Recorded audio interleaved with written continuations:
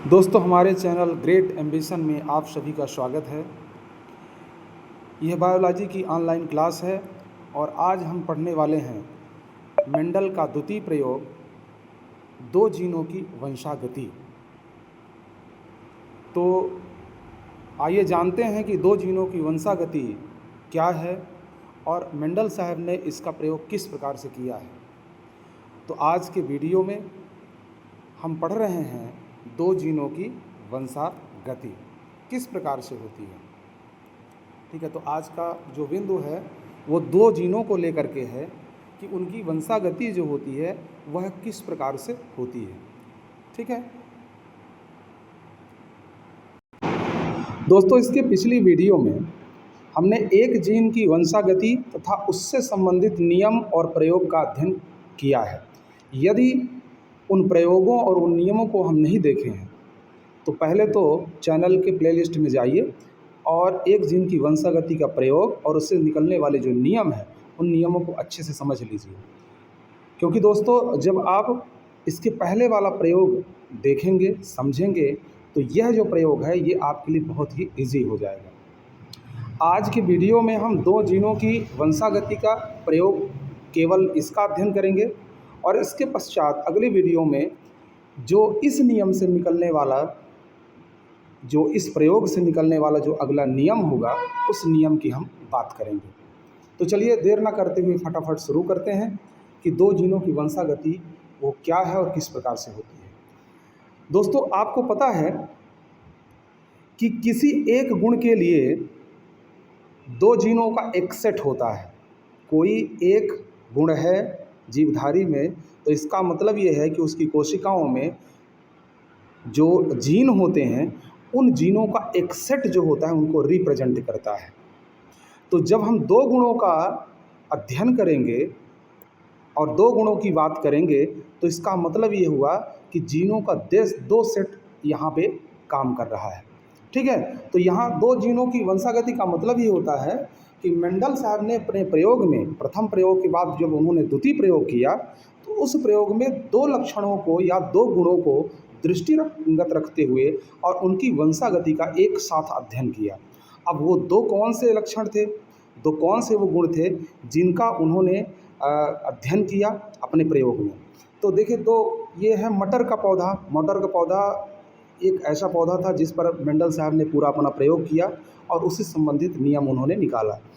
तो मटर के पौधे के बीज का आकार ये पहला गुण हो गया। इन्होंने जो अध्ययन किया था उसमें से मटर के पौधे का जो होता है, उस जो बीज होता है उसके आकार की बात उन्होंने किया। और दूसरा गुण उन्होंने जो लिया वो दूसरा गुण क्या था, बीज का रंग। यानी ये दो गुण थे जिनका अध्ययन उन्होंने वंशागति के लिए किया था। अब आकार, जैसा कि पहले भी बताया जा चुका है कि मेंडल ने जितने गुणों का अध्ययन किया उनके सबके दो दो विकल्प उपस्थित थे मटर में। तो अब दो विकल्प, दो विपर्यासी रूप कौन कौन से हैं, तो आइए देखते हैं। बीज के आकार के दो विपर्यासी रूप क्या हैं। एक तो पहले बात तो मटर का बीज जो होता है गोल होता है, ये आप सबने देखा भी होगा, और एक सिकुड़ा हुआ होता है। तो दो विकल्प इसके मौजूद हैं, उपस्थित हैं। ठीक है ना, एक कौन सा गोल होगा और दूसरा कौन सा होगा झुर्रीदार, या जिसको हम कहते हैं सिकुड़ा हुआ। जैसा कि चित्र में भी आप देख पा रहे हैं ये पूरी तरह से गोल है, ठीक है, और ये कैसा है, थोड़ा थोड़ा सिकुड़ा हुआ है। ठीक है, तो इस प्रकार से दो यहाँ पर उन्होंने गुणों का अध्ययन किया। अब इन गुणों की अब बात करें यदि, तो जो बीज के आकार में देखें तो एक इसमें निश्चित रूप से प्रभावी होगा, दूसरा अप्रभावी होगा।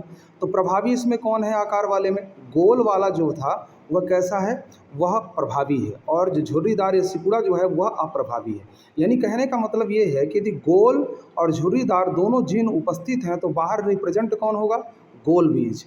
ठीक है, लेकिन जीन दोनों के रहेंगे, आर और आर।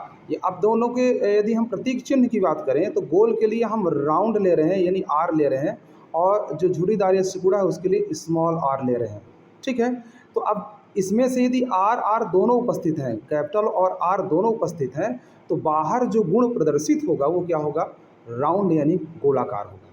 इसी तरह दूसरा इसका गुण देख लेते हैं बीज के रंग में। तो इसमें भी दो विकल्प उपस्थित हैं, पीला रंग और हरा रंग, आप दोनों प्रकार के मटर जरूर देखे होंगे, पीला भी होता है और हरा भी होता है, ये दोनों विकल्प उपस्थित हैं। लेकिन यहाँ ये ध्यान रखना है, जो पीला होता है वह हरे पर प्रभावी होता है। यानी जीन यदि पीले के हैं और हरे के भी हैं तो रिप्रेजेंट कौन होगा, वह पीला ही होगा, ये इस बात को ध्यान रखना है।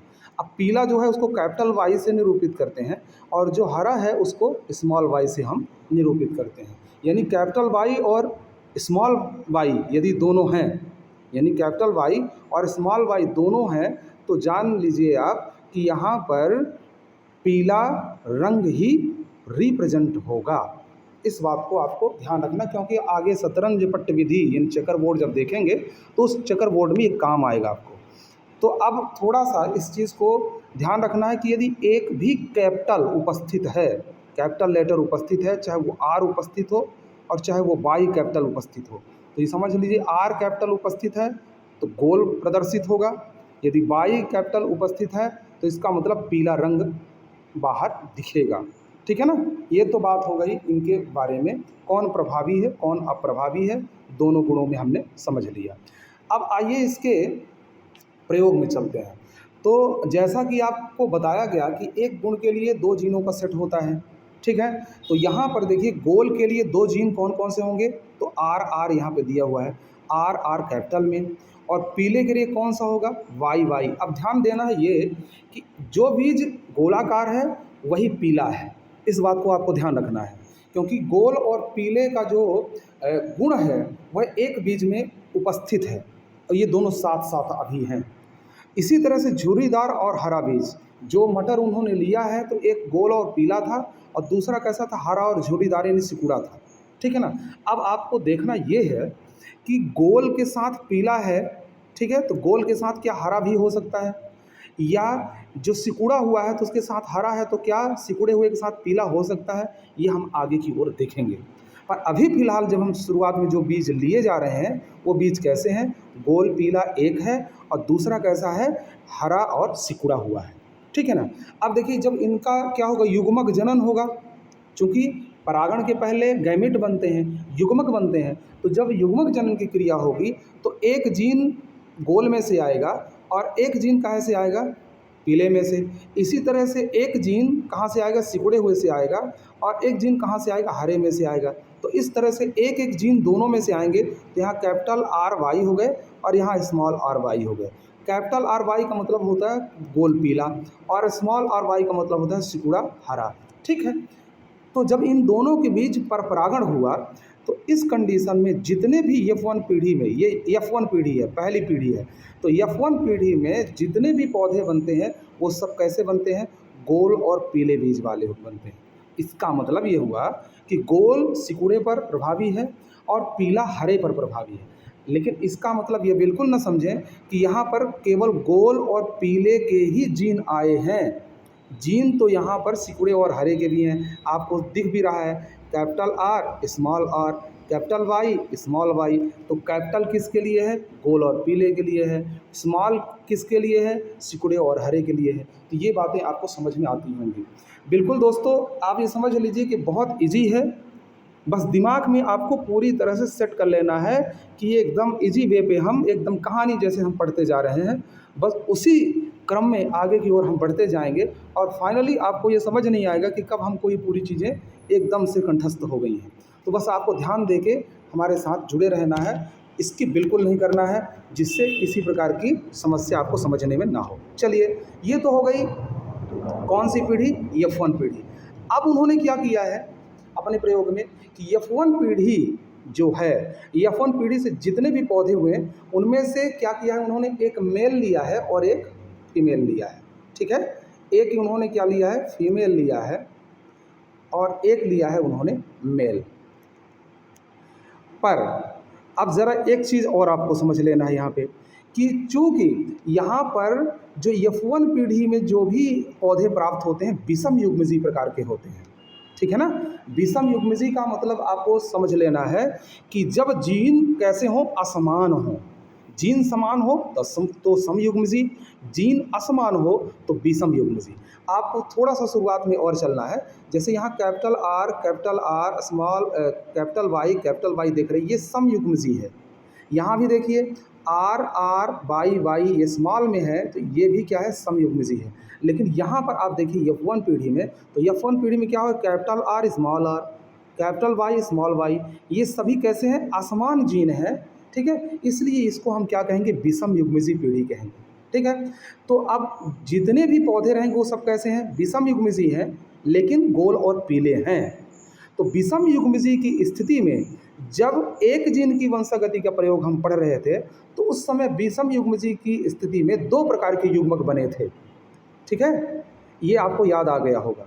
तो दो प्रकार के युग्मक बने थे, लेकिन यहाँ पर क्या हो रहा है, यहाँ पर विषम युग्मजी तो हैं और साथ में हम दो जीनों की वंशागति पढ़ रहे हैं, इसलिए यहाँ पर कितने प्रकार के युग्मक बनेंगे, 4 प्रकार के।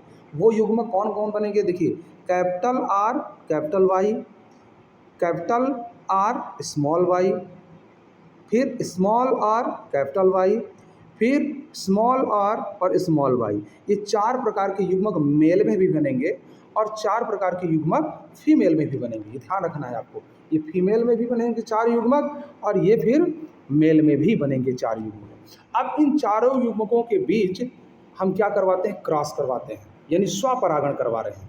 ठीक है, तो चलिए आइए देखते हैं उसका परिणाम कैसे होगा। ठीक है, तो ये आपके सामने एक क्या है, चेकर बोर्ड है, शतरंज पट्ट विधि जिसको कहते हैं। ठीक है, तो इस शतरंज पट्ट विधि में समझ लेते हैं कि हो क्या रहा है। तो देखिए अभी क्या है, ये फीमेल युग्मक है, आपको ध्यान रखना है, ये क्या है, फीमेल है।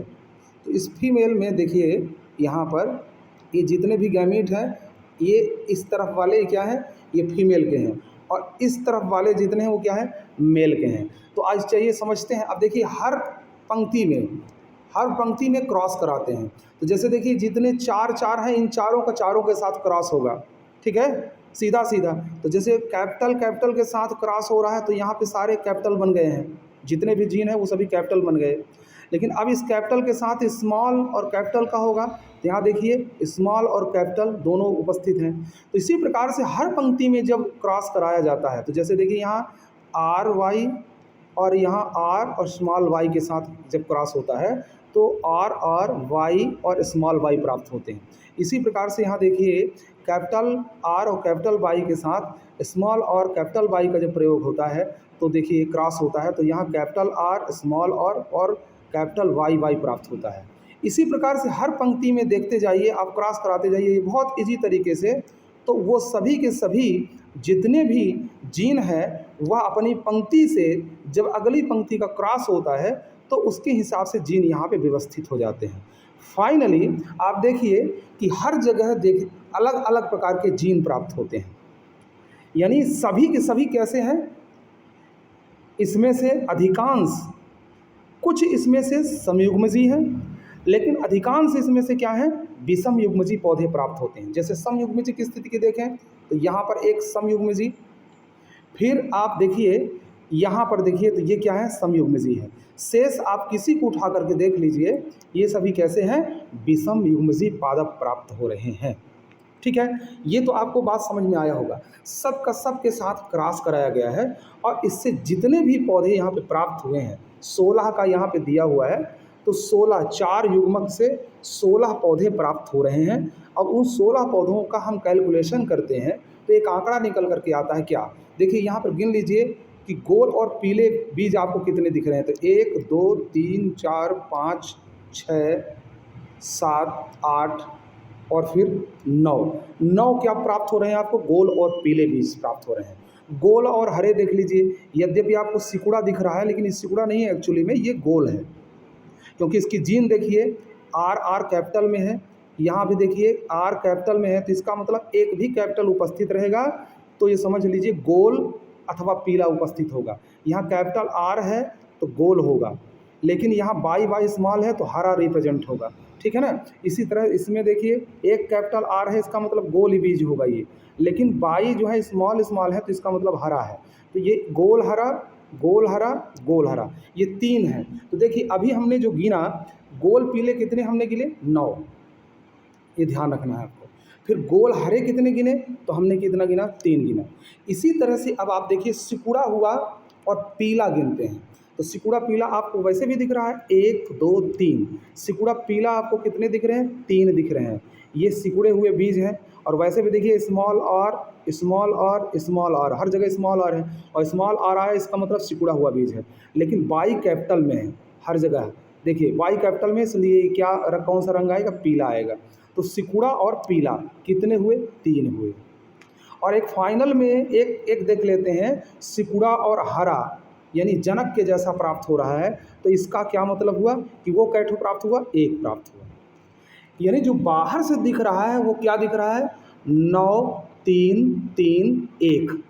तो जो बाहर से दिख रहा है वो क्या है? फिनोटाइप है, यानी लक्षण प्ररूप है। तो अब आइए जरा इनके फिनोटाइप और जीनोटाइप की गणना कर लेते हैं। तो देखिए गोल पीले बीज हमने अभी काउंट किया है, कितने हैं? 9 हैं। झुर्रीदार हरे बीज कितने हैं? वो हमने देख लिया है, वो 1 है। गोल हरे बीज हमने कितने देखे हैं? 3 हैं। झुर्रीदार पीले हमने कितने देखे हैं? 3 हैं। तो इसका मतलब इसका जो फिनोटाइप अनुपात निकल करके आता है वो क्या होता है? 9:3:3:3:1, यानी 9:3:3:1। ये क्या प्राप्त हो रहा है? यह आपका है फिनोटाइप, यानी लक्षण प्ररूप जिसको बोलते हैं, लक्षण प्ररूप। ठीक है, तो ये तो लक्षण प्ररूप की बातें हो गई। अब जो बाहर से दिखने वाले लक्षण थे, जैसा पौधे के बीज बाहर से दिख रहे हैं, लेकिन अब हम जीनों की ओर थोड़ा चलते हैं। तो जीनों की ओर यदि हम देखें तो इसमें कई प्रकार के जीन दिखाई दे रहे हैं। देखिए कितने प्रकार? 1 2 3 4 5 6 7 8 9 प्रकार के जीन दिखाई दे रहे हैं। अब वो 9 प्रकार के जीनों में देखिए कि जो एक जैसे जीन हैं उनको एक साथ लिया गया है। जैसे कैपिटल आर और capital R R, capital Y Y, ये एक ही प्रकार से उपस्थित है, केवल एक है, ये आपको दिख रहा है, केवल यहाँ पे उपस्थित है, इसलिए इसकी संख्या क्या है? 1 है। लेकिन कैपिटल आर आर और एक कैपिटल वाई, एक स्मॉल वाई कितने उपस्थित हैं? 2 उपस्थित हैं। तो देखिए पहली बात तो ये कि कैपिटल आर आर कितने हैं? तो ये एक यहाँ है, और एक कैपिटल वाई कहाँ है? यहाँ है। एक तो यहाँ है, और एक कहाँ पे? देखिए फटाफट देख लीजिए, ये है। एक यहाँ, एक यहाँ। ऐसे देखेंगे आप तो पूरे के पूरे जो गणना यहाँ पे दिए गए हैं, तो क्या निकल करके आ रहा है कि capital R R by capital Y small Y कितने हैं? 2 हैं। इसी प्रकार से कैपिटल आर स्मॉल और वाई वाई कैपिटल कितने की संख्या में है? 2 की संख्या में है। इसी प्रकार से यदि हम 4 की संख्या में देखें तो कौन है? एक कैपिटल एक स्मॉल, ठीक है ना? एक कैपिटल एक स्मॉल, एक कैपिटल एक स्मॉल, ये कितनी संख्या में है? 4 है। फिर यदि capital R R Y small small में यदि देखें तो कितने हैं? ये 1 हैं। ठीक है। फिर इसी तरह से यदि कैपिटल आर और स्मॉल आर और दोनों वाई स्मॉल में, तो इनकी संख्या कितनी है? 2 है। आप बिल्कुल टेबल में पूरा गिन लेंगे, कैलकुलेट कर लेंगे, सब मिल जाएगा आपको। इसी प्रकार से स्मॉल आर आर और कैपिटल वाई वाई ये कितने हैं? ये भी 1 हैं। और यहाँ पर स्मॉल आर आर और एक कैपिटल वाई एक स्मॉल वाई, ये कितने हैं? ये 2 हैं। और फाइनली आर बाई, ये दोनों जो जीन है ये कैसे हैं? पूरे के पूरे स्मॉल हैं। तो कहने का मतलब ये है कि यहाँ पर जो इसका जीनोटाइप निकल करके आता है वो क्या हो रहा है? 1 2 2 4 1 2 1 2 1। इसका बहुत सरल तरीके से याद करने का यदि हम मतलब एक ऐसा डाटा तैयार करें कि जो बिल्कुल आपको भूले ना, तो एक संख्या आपको हम बता रहे हैं, तो उस संख्या को याद करेंगे 122 412 और 121। आपको बस ऐसे याद कर लेना है कि 122 फिर दूसरी संख्या क्या हो जाएगी? 412, इसी में ले लीजिए, और फिर तीसरी क्या है? 121। तो इससे क्या हो जाएगा? 9 जो जीनोटाइप के प्रकार यहाँ पे देखने को मिल रहे हैं वो आपको याद हो जाएंगे, 122 412 और 121। तो इस तरह से ये क्या हो जाता है? जीनोटाइप हो रहा है। तो अभी फिनोटाइप हमने जो देखा उसमें 4 प्रकार के पौधे देखने को मिले, और जब हम जीनोटाइप इसका देखते हैं तो 9 प्रकार के पौधे देखने को मिले हैं। और दूसरी सबसे बड़ी बात इसमें यह है कि अभी जो शुरुआत में हमने कहा था आपको कि गोल के साथ शुरुआत में क्या था? पीला था, और सिकुड़े के साथ हरा था, तो ज़रूरी नहीं था कि जो दोनों लक्षण हैं वो जिसके साथ है उसी के साथ रहेंगे, वह एक दूसरे के साथ क्रॉस भी हुए हैं। यानी गोल के साथ हरा आया है और सिकुड़े के साथ पीला भी आया है। इस बात को ध्यान रखना है। तो ये अल्टरनेट हुए हैं जी गुण। तो कोई भी गुण जरूरी नहीं था कि वो जिसके साथ है उसी के साथ है। इनकी वंशागति जो है स्पष्ट रूप से स्वतंत्र रूप से भी हुई है। और फिर एक कमाल की बात क्या है कि यह जनक जैसी संततियां भी प्राप्त हुई हैं। यानी पूरा पूरा शुद्ध शुद्ध गोल पीले और शुद्ध सिकुड़े हरे भी प्राप्त हुए हैं पौधे। तो ये तो था दो जीनों की वंशागति का एक प्रयोग, जिसके आधार पर अगला नियम हमको पढ़ना है। इसको यदि आपने समझ लिया है तो निश्चित रूप से जब हम स्वतंत्र अपव्यूहन का नियम पढ़ेंगे, ठीक है ना, स्वतंत्र अपव्यूहन का नियम जब हम पढ़ेंगे तो बहुत ही सरल हो जाएगा। ठीक है दोस्तों, हम ये उम्मीद करते हैं कि जिस तरह से हम कोशिश कर रहे हैं तो इस कोशिश में आपकी सरलता छिपी है, यानी कि आपके समझने के लिए सरल हो रहा है। बस इसी उम्मीद के साथ हम हर वीडियो उत्सुकतापूर्वक और उत्साहित होकर के, प्रेरित होकर के और प्रयास करते हैं कि बेहतर से बेहतर सामग्री आपके पास उपलब्ध कराएं। यही हमारी उम्मीद रहती है और एक आशा भी लगी रहती है कि यदि आपको वीडियो पसंद आएगा तो आप अपनी उंगलियों को थोड़ा सा कष्ट अवश्य देंगे और इसको लाइक, शेयर करना, कमेंट करना नहीं भूलेंगे। ये हम उम्मीद करते हैं और ये तो जानते ही हैं कि उम्मीद पर ही दुनिया चलती है, उम्मीद से ही आगे का भविष्य है।